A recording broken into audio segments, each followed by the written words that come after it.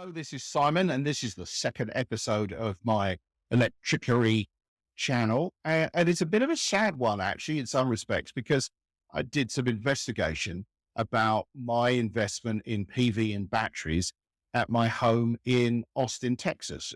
We left Texas just over a year ago now, and I've gone back and looked at all the data. And frankly, it's not great. But on the grounds that you could either be better or at least be a warning to others, I thought I would share with you some of the findings I've made.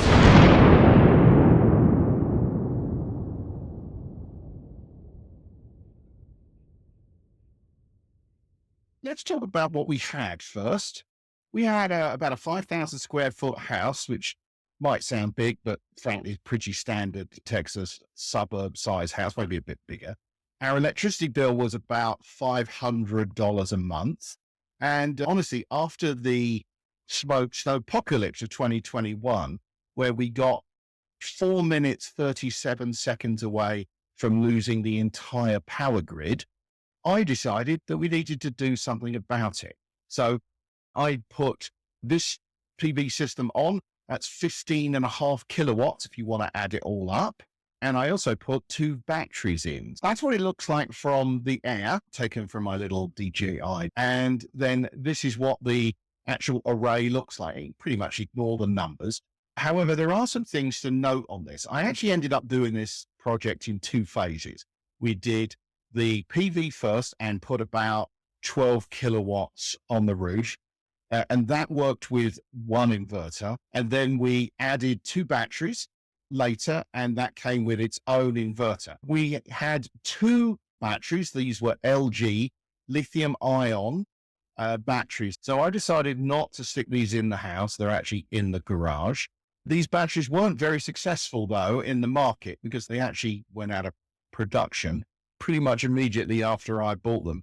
I talked earlier about how this house had 2 inverters. There's a photograph of all the madness going on outside the house. And as you can see there, I've got 2 inverters.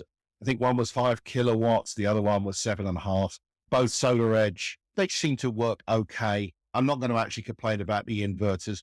There's the spec of the LG. As you can see, they're lithium ion.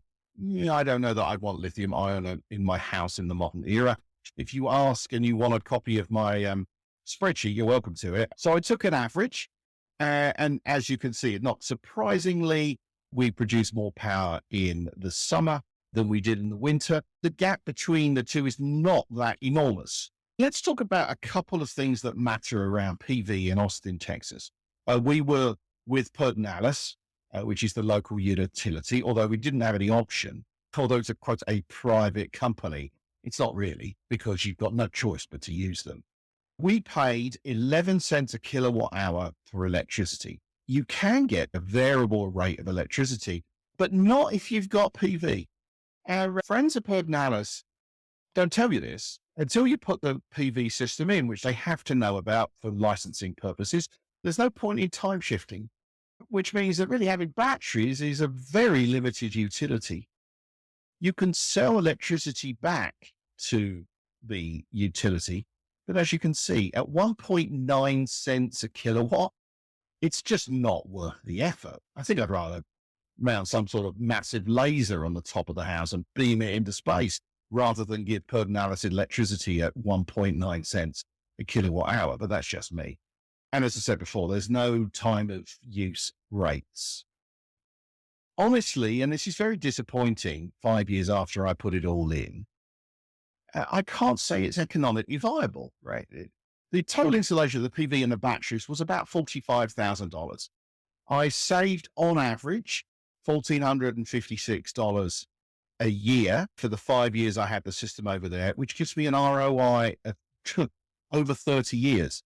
And frankly, I'll be very dead in 30 years. So what do I care? But also the regulatory system could easily have changed. Any number of things could radically change in 30 years.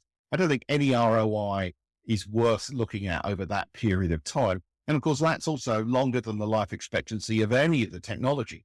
I have to point out that I don't think having PV in Austin, Texas, and probably anywhere in Texas, is actually worth the effort. Would I do it all again? I think you probably know the answer is probably not. I did find out that Texas hates photovoltaic. They really are going out of their way to make sure that no one who actually looks at the numbers would ever decide to put PV on, which is just mental in a world where Texas is one of the hottest, sunniest places in the country. There's also a small matter that the Texas grid is a total disaster.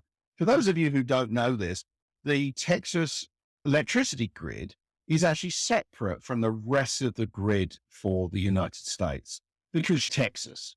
It doesn't make any economic or logical sense at all. It's all politically motivated. I can't imagine that all of those politicians aren't getting backhanders from the oil industry. Of course they are. So as a result, the grid is a disaster. In 2021, that winter, there was what we call the snowpocalypse, and Texas, central Texas, got about 6 inches of snow. Texas is not built for this, and the whole system nearly collapsed. We got within 4 minutes, 37 seconds of losing the grid completely.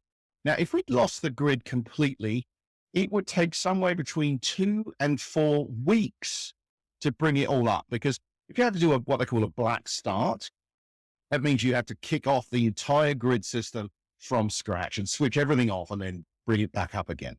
In a winter, a few 100,000 people would have died, I suspect. In a summer, I honestly think that they could have lost society.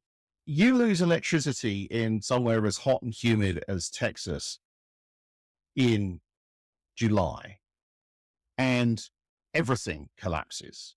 There'd be no cell services, there'd be no emergency services, there'd be no refrigeration, no air conditioning. It would be a catastrophic experience. It was one of the reasons we put PV in the first place, because I worked on the principle that, yeah, okay, it's not going to be very economic, but it's a lot more efficient than a generator, if more expensive. And I can actually get more fuel for it. It was really something to consider, but what an awful reason as to why to spend 45 grand on a PV system, because the government, who are meant to be looking after the people, will fall down on their job. And I think that's a real disgrace. But hey, it is what it is. So would I do it again if I still lived in Texas? Yeah, I probably would have done it, actually. Is it economic? No, not at all. So with that, I think we're going to move on the next video on to happier climes, figuratively and literally. And I will talk about what we designed for our home in northern Colorado and show you why actually having expensive electricity at certain times and cheaper at others makes an enormous difference as to the economics around the whole solution. So if you're interested in copies of the slides, I'd be happy to, you just send me a note in the comments section and we'll start a conversation.